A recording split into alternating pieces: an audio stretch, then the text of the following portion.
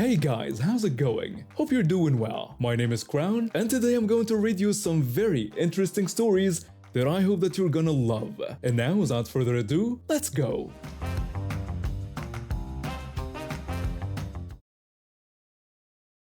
I grew up watching my mom and her sister drift apart over the years. What started as small disagreements eventually turned into a full-blown fallout that left our family split down the middle. My aunt became someone we only saw at weddings, funerals, and the occasional holiday gathering that neither side could politely skip. The rest of the time, we had no contact with her whatsoever. My aunt had always been difficult, but after her daughter married some wealthy businessman, she became completely unbearable. Every conversation turned into a competition where her daughter's life was held up as the gold standard that everyone else failed to meet. It didn't matter what you accomplished or how happy you were. She would find a way to dismiss it and redirect the conversation back to how her daughter had it better. Most of the family just rolled their eyes and tried to change the subject when she started up. A few people had tried calling her out over the years, but it never worked. She would either play the victim or double down on her behavior. Eventually, everyone learned it was easier to just avoid her whenever possible. We all suspected she had some issues going on mentally, but nobody wanted to be the one to address it directly. At the end of December, my cousin got married.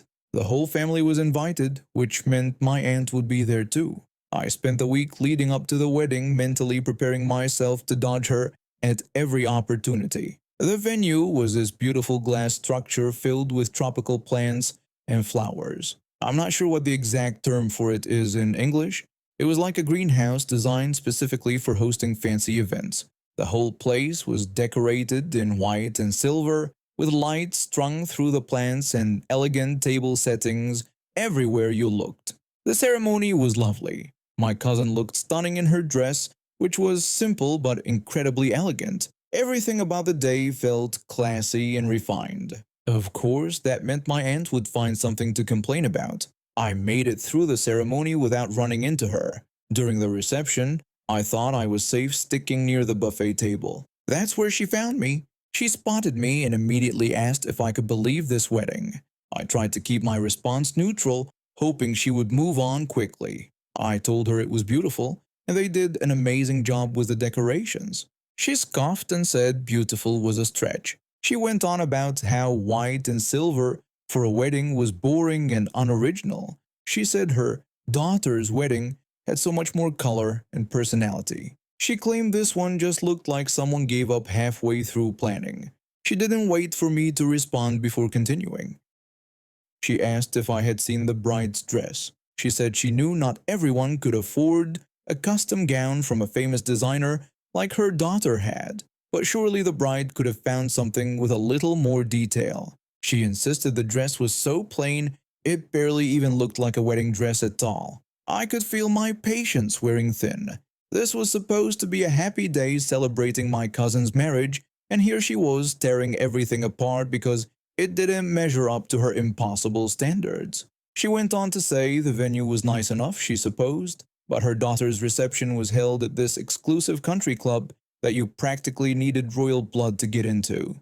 She admitted this place was lovely but said it was just so accessible. She pointed out that anyone could rent it. She paused and looked at me expectantly, clearly waiting for me to agree with her or at least acknowledge her daughter's superior wedding.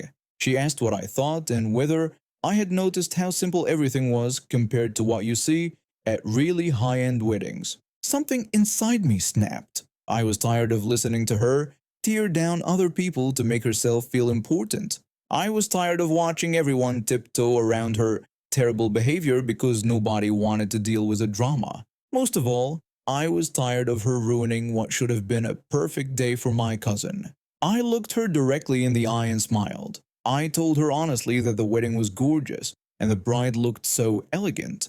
I said what I was wondering about though was how some people simply had no class and complained about others all the time. I mentioned that I had always thought only people with very low intelligence did that. I asked how some people had such poor manners and just spoke whatever came to their mind without any filters. I said it was really quite fascinating from a psychological perspective. I asked what kind of person attended a beautiful wedding and spent the whole time criticizing it instead of just being happy for the couple. I told her I genuinely didn't understand that mentality. Her face went through several different expressions in rapid succession. First shock, then anger, then something that looked almost like shame before settling back on indignation. She opened her mouth like she was going to say something, then closed it again. For once in her life, she seemed completely speechless. She turned on her heel and walked away without another word. I watched her head straight for the exit and stand outside by herself for a good 20 minutes before coming back in. When she returned, she kept her distance from everyone.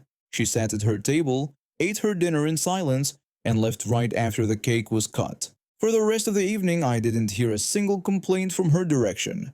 Several family members came up to me later asking what I had said to her because they'd never seen her so quiet at a family event. I just smiled and said we'd had a nice conversation about wedding etiquette. I'm not naive enough to think one conversation changed her permanently. She'll probably go right back to her old ways at the next family gathering. But for that one night, my cousin got to enjoy her wedding without someone constantly criticizing every choice she'd made. I still remember the day I proposed to my girlfriend during our senior year of college. We were young, in love, and ready to take on the world together. 3 months after graduation, she told me she was pregnant. We weren't exactly planning it, but we were excited nonetheless. We found a small apartment we could afford on my entry-level salary and moved in together right away. Money was tight from the start, so we sat down and had a serious conversation about our finances. With a baby on the way and my job barely covering rent and utilities, we agreed she would hold off on job hunting until after the baby arrived. It seemed like the most practical choice at the time.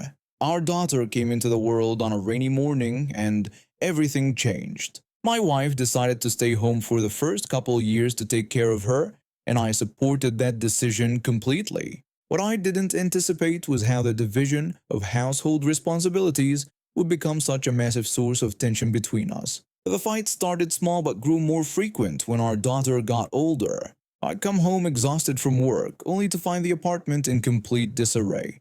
Toys scattered everywhere, dishes piled in the sink, crumbs covering the counters. My wife would be on the couch, scrolling through her phone while our daughter played nearby, leaving destruction in her wake like a tiny tornado. The kitchen situation was the worst. Every single day I'd walk through the door and immediately head to the kitchen to survey the damage. Breakfast dishes still sitting out, lunch remnants everywhere, snack wrappers on the counter. I'd spend 30 minutes just getting it to a functional state before I could even start thinking about cooking dinner for us. Then I'd cook, then I'd clean up all over again. Then I'd walk around the apartment picking up toys, wiping down surfaces, sweeping floors. All while trying to spend quality time with our daughter before her bedtime routine, which also fell entirely on me. Bath time, story time, getting her settled down for the night. By the time I collapsed into bed, I was running on empty. We argued constantly. My wife would go on about how she watched our daughter all day long and how exhausting that was. She'd insist she deserved a break when I got home. I tried to explain that I understood it was exhausting, but I was working all day too and we needed to split things more evenly. She'd fire back asking if I thought watching a toddler wasn't real work and challenging me to try doing what she did for one day. I'd clarify that I wasn't saying it wasn't work, just that we both needed to contribute to keeping the house functional. This went on for months.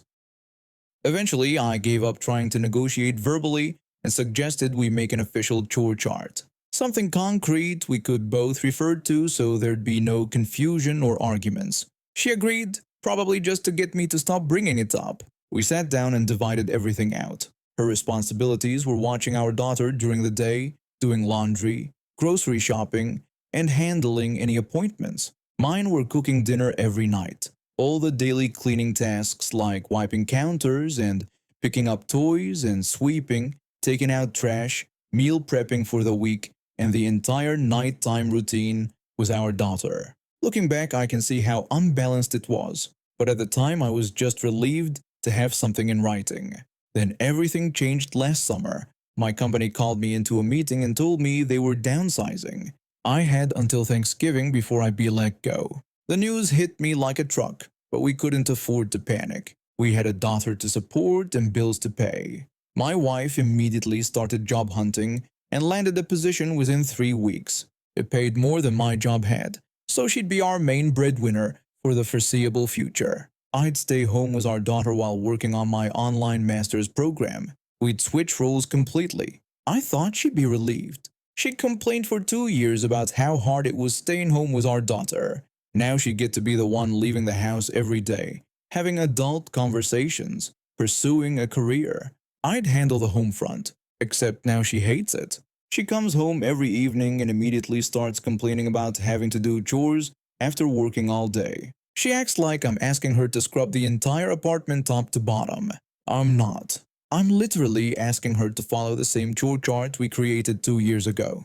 The same one I followed without complaint while working full time. The difference is, I actually maintain the house better than she ever did. I load dishes into the dishwasher throughout the day instead of letting them pile up. I pick up toys when we go instead of waiting until evening.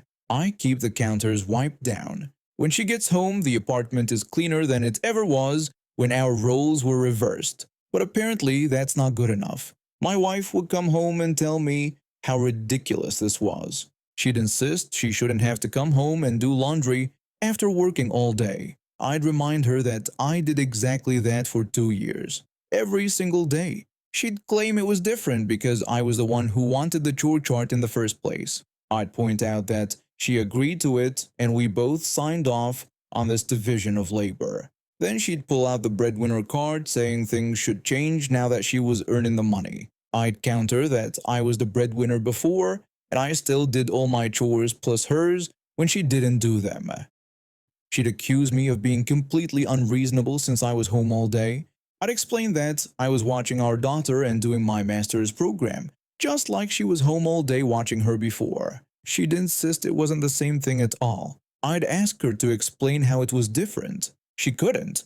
She'd just get angry and storm off. This has been going on for months now. She insists I'm being unfair by refusing to take over her portion of the chore chart.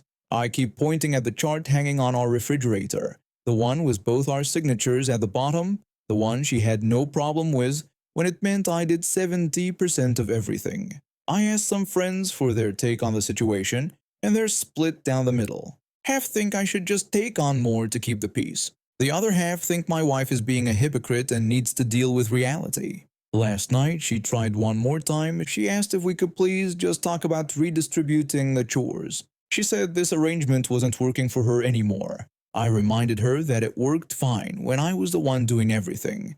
She wanted to know why I was being so stubborn about this. I threw the question back at her, pointing out that she lived this exact same schedule for 2 years and knew exactly what it was like. I told her the only difference was that now she was the one experiencing what I went through and suddenly it was unfair. She didn't have an answer for that either.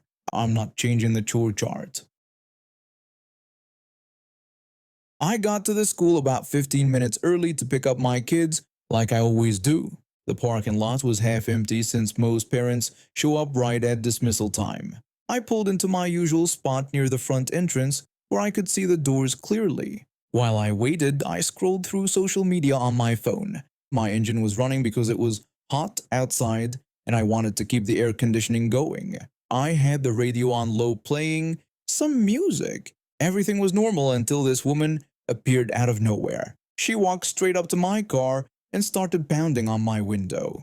Not a polite tap, full-on aggressive knocking with her whole fist. I rolled down my window halfway and asked if I could help her. She demanded to know what I was doing there. I explained that I was waiting for my kids since school would be getting out in 10 minutes. She called me a liar and said my engine was still running. She accused me of being there to kidnap some poor kid from school and run away with my ready car. I laughed. The accusation was so ridiculous. I told her I was picking up my own children and that she was being crazy. She started pointing at my car saying, "No parent sits in a running car." She said real parents turn off their engines and wait outside. I told her it was 90 degrees outside and I had every right to wait in my air-conditioned car. She wasn't having it. She kept insisting I was up to something. I started rolling my window back up. That's when things got really bad. She grabbed my door handle and started yanking on it hard. The whole car was shaking and I could hear the lock mechanism straining. Then she went back to pounding on my window. But this wasn't normal knocking anymore. She was using both fists, hitting it over and over. The glass was flexing with each hit. I pulled out my phone and opened the camera app, started recording her. She saw the camera and got even angrier, started screaming about how I was trying to intimidate her. Then I used the Apple CarPlay screen to dial 911 while keeping my phone pointed at her. The dispatcher answered on the second ring and asked what my emergency was. I told them I was at Riverside Elementary School and that there was a woman attacking my car. I explained she was trying to break in and thought I was there to kidnap children when I was just waiting to pick up my own kids. The woman yelled that I was calling the cops on her and that she was protecting these children. She screamed that someone needed to stop me. She hit my window even harder. I heard a crack. The dispatcher asked if I was safe inside my vehicle. I said I was for now, but that she was hitting my window really hard, and I thought it might break. The dispatcher told me to keep my doors locked and stay on the line. I could hear them typing and talking to someone else. Then it did break. The sound was horrible. Glass everywhere. All over my lap. All over the passenger seat. Sharp pieces scattered across the dashboard. The woman's fist came through the window. She had blood on her knuckles from the broken glass. I screamed. The dispatcher asked what had happened. I told them she broke my window and had just smashed through it. I could hear the urgency in the dispatcher's voice now. The dispatcher said officers were 1 minute away from my location. They told me to stay in the car if it was safe and not to engage with her. They asked if I could move to another seat away from the broken window. But staying in the car wasn't really an option anymore. Not with a broken window. The woman reached her whole arm through and started feeling around for the door lock. I kept pushing her hand away, swatting at it, trying to keep her from unlocking my door. She was relentless, kept reaching, kept searching. Her fingers found the lock button twice, but I hit her hand away both times. She was cursing at me, calling me a predator, saying she knew what I was doing there. Then she pulled her arm back out. For a second I thought maybe she was giving up. Maybe she heard the sirens I could now hear in the distance. But no, she reached into her pocket and pulled something out. It was small, black, had 2 metal prongs on the end.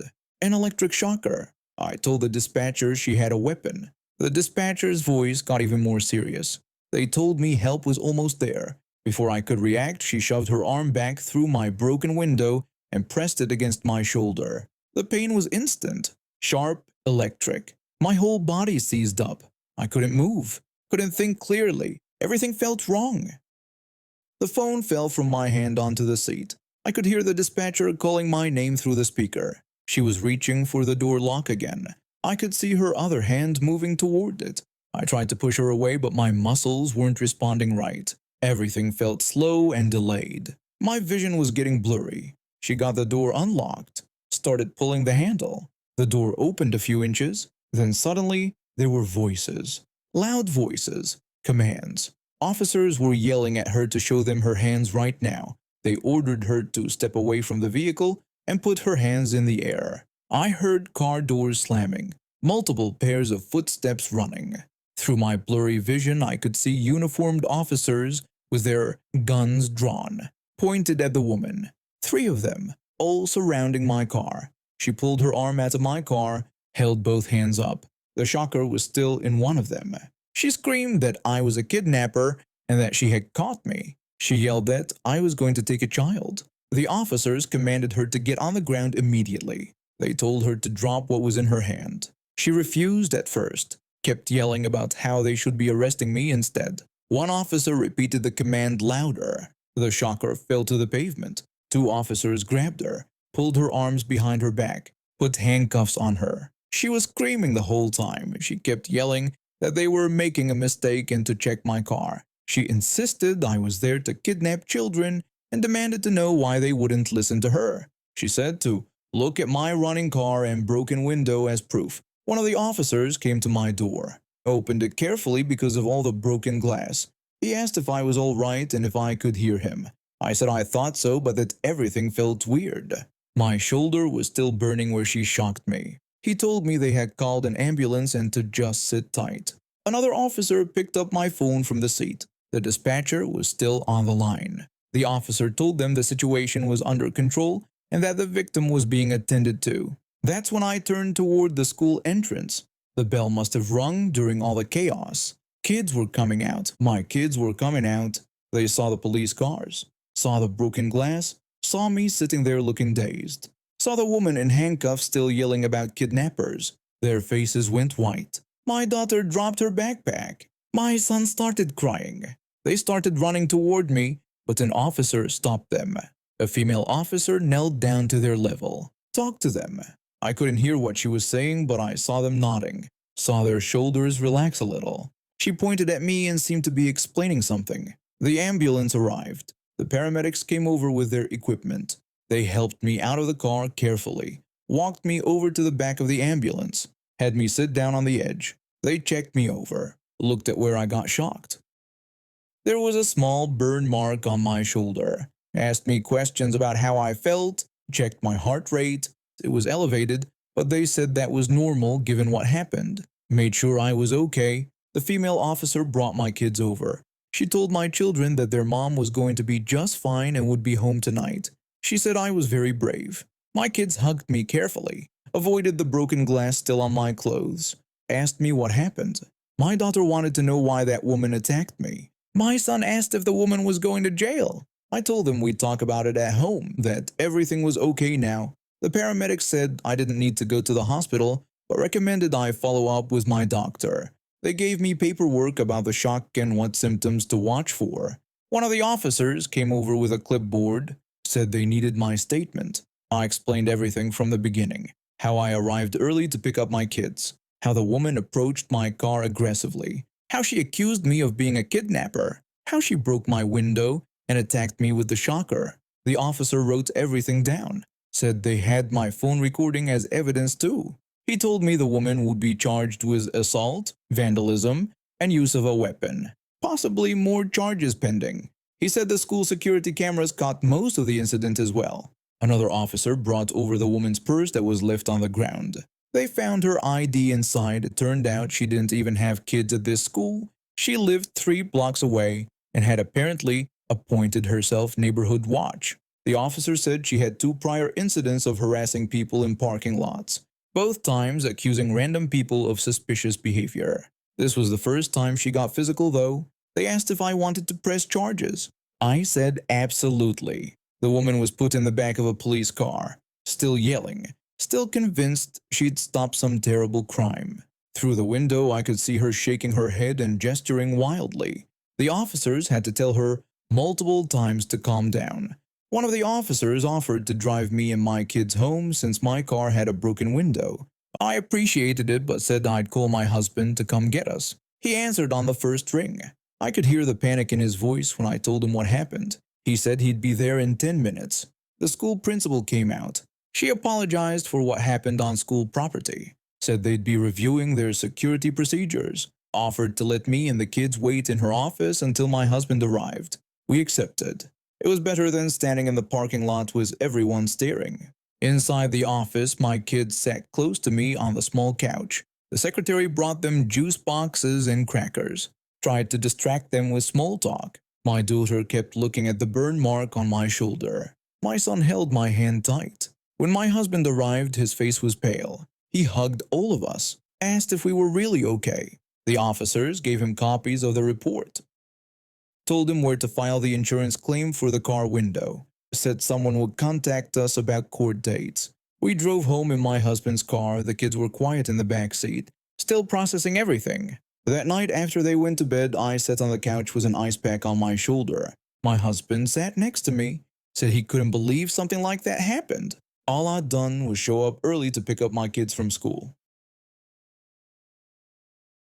I pulled into the grocery store parking lot yesterday afternoon with my daughter strapped in her car seat. She'd been fussy all morning and I was hoping a quick trip would get us what we needed before nap time hit. When we approached the entrance, I noticed an older man walking a few steps ahead of us. Near the door stood a guy in a Salvation Army vest with one of those red kettles, ringing his bell. The sound echoed off the storefront windows. The older man reached the door first and stopped. He pulled out his wallet and dropped what looked like a single bill into the kettle. The Salvation Army guy immediately launched into this over-the-top thank you speech. He told the older man how amazing he was and kept blessing him. He thanked him probably 6 times in a row. The older man smiled and nodded, clearly ready to move on, but the guy kept going. He told him what a kind heart he had and how incredible and generous and thoughtful he was. The older man looked a bit uncomfortable now, mumbling something and trying to sidestep toward the door. But the Salvation Army guy kept beaming at him like he'd just donated a kidney. I walked up to the entrance with my daughter. The bell ringer's eyes locked onto me immediately. His smile stayed plastered on his face when he watched me approach. I gave him a polite nod. That was it. I wasn't planning to stop or donate. I have my reasons for not giving to the Salvation Army. Their history with discrimination and how they've treated certain groups doesn't sit right with me. I donate to other organizations that align better with my values. But I wasn't about to explain all that to a stranger with a bell. I kept walking toward the door. That's when he made this loud, fake coughing noise to get my attention. The sound was deliberate and obvious. I pretended not to hear and kept moving. My daughter squirmed in my arms, pointing at the automatic doors. Then he let out this disgusted grunt. Not even under his breath, just a full, annoyed sound aimed right at me. I felt my face get hot, but I didn't turn around. I just focused on getting through the door. My daughter was starting to whine, and I wanted to grab what I needed and get out.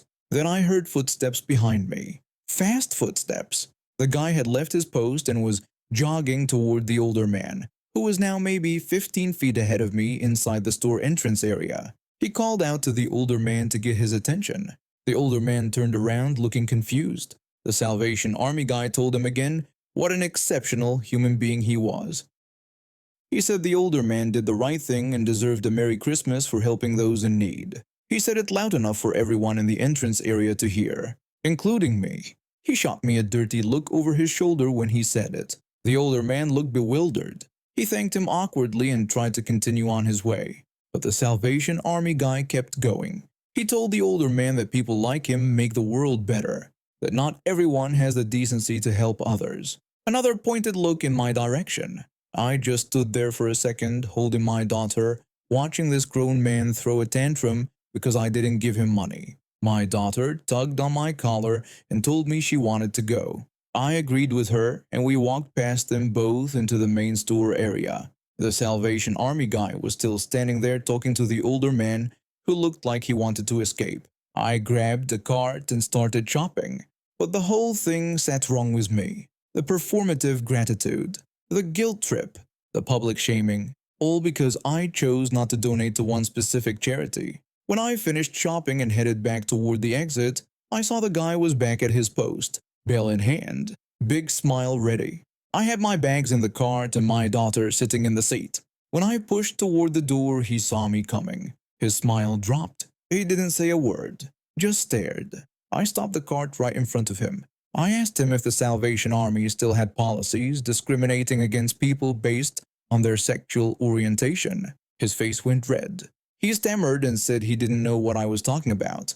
That wasn't something he could answer. I told him that I donate to organizations that help everyone, not just the people they approve of. I didn't wait for a response. I just pushed my cart through the door and headed to my car. My daughter waved goodbye to him and called out to the bellman. He didn't wave back. When I buckled her into her car seat, I could see him through the window. He wasn't ringing the bell anymore, just standing there looking annoyed.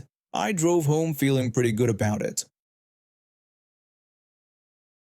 I live with my parents and my older sister who's 16. We used to get along pretty well when we were younger, but something changed about a year ago. She became this completely different person, at least toward me. Our parents don't really see it because she acts normal around them, but when it's just the two of us, she treats me like I'm some annoying pest she has to tolerate. It started small. I'd walk past her in the hallway, and she'd huff and roll her eyes. I'd ask her a simple question, and she'd respond with this exasperated sigh like I'd just ruined her entire day. At first, I thought maybe she was just going through typical teenage mood swings or whatever, so I tried to be understanding. But it kept getting worse. The worst part is that I can't even do normal sibling stuff without her acting like I'm deliberately trying to annoy her.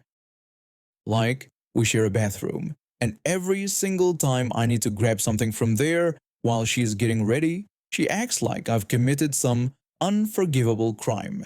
She'll give me this death stare in the mirror and make these passive aggressive comments about how some people don't understand personal space. And don't even get me started on meal times.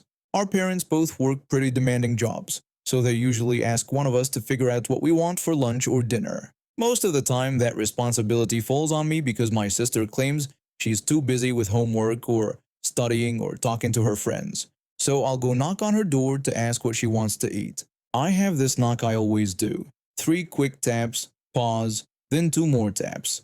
I've been doing it since I was little and everyone in the family knows it's me. So when she answers the door with this super snotty voice asking who could possibly be disturbing her, she knows exactly who it is. She's just being difficult on purpose. I'd ask her what she wanted for lunch, since I was trying to figure out what to make. She'd snap at me and ask why I was bothering her with this right now.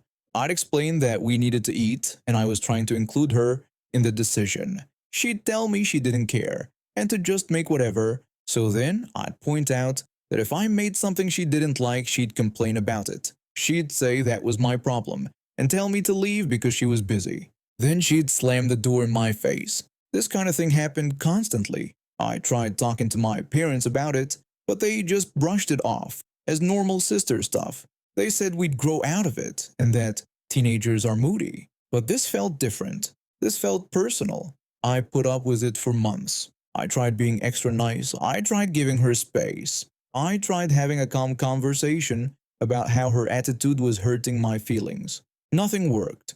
She just kept treating me like garbage for absolutely no reason. So about 2 weeks ago, I decided I'd had enough of being her verbal punching bag. I wasn't going to yell back or start drama that would get me in trouble with our parents. No, I was going to do something much more subtle. Something that would slowly drive her crazy the same way her attitude was driving me crazy. I started moving things in her room. Just tiny things. Nothing obvious enough to make her immediately suspicious of me, but enough to make her question herself. The first day, I moved her phone charger from her nightstand to her desk. When she came looking for it later, I heard her talking to herself about how she could have sworn she left it by her bed. The next day, I took one of her hair ties from the bathroom and put it in her pencil holder. Again, she seemed confused but didn't make a big deal about it. I made sure to space things out and keep them random. Sometimes I'd go a few days without moving anything at all. Other times I'd move 2 or 3 small items in one day. The key was making it seem like she was just being forgetful or careless. Yesterday I moved her iPod. She has this little box on her dresser that's full of hair clips and bobby pins and scrunchies. I buried the iPod underneath all that stuff where she wouldn't immediately see it. Then I took her earbud case and tucked it behind one of the decorative pillows on her bed. This morning I heard her tearing her room apart looking for both of them. She was opening drawers and checking under her bed and getting more and more frustrated. I walked past her open door on my way to the bathroom. She called out to me and asked if I'd seen her iPod anywhere. I said no and asked why I would have her iPod. She clarified that she wasn't saying I took it, just asking if I'd seen it. I said I hadn't and suggested she check her dresser. She got annoyed and said she obviously checked her dresser and wasn't an idiot. But here's the thing. She hadn't actually checked inside that little box yet. I stood there for a second, pretending to think about where it might be. I said I didn't know what to tell her and that maybe she left it somewhere weird and forgot about it. She insisted she didn't just forget where she put her stuff. I pointed out that she'd been pretty stressed lately with school and everything, and maybe she was more distracted than she thought. I could see the doubt creeping into her expression. She turned back to her room and started searching again, this time less organized and more frantic. I went about my day like nothing was happening. Around lunchtime, I heard her yell in triumph. She'd finally found the iPod in the hair stuff box. But then immediately after, she started looking confused again because now she couldn't find her earbuds. I smiled to myself and went to make a sandwich. Later that evening at dinner, our parents asked how our days were. My sister mentioned that she'd been losing track of her things lately and seemed genuinely worried that something might be wrong with her memory. Our mom suggested she try to be more organized and put things back where they belong. Our dad joked that teenage brains were always a little scrambled. My sister looked frustrated but didn't push it further.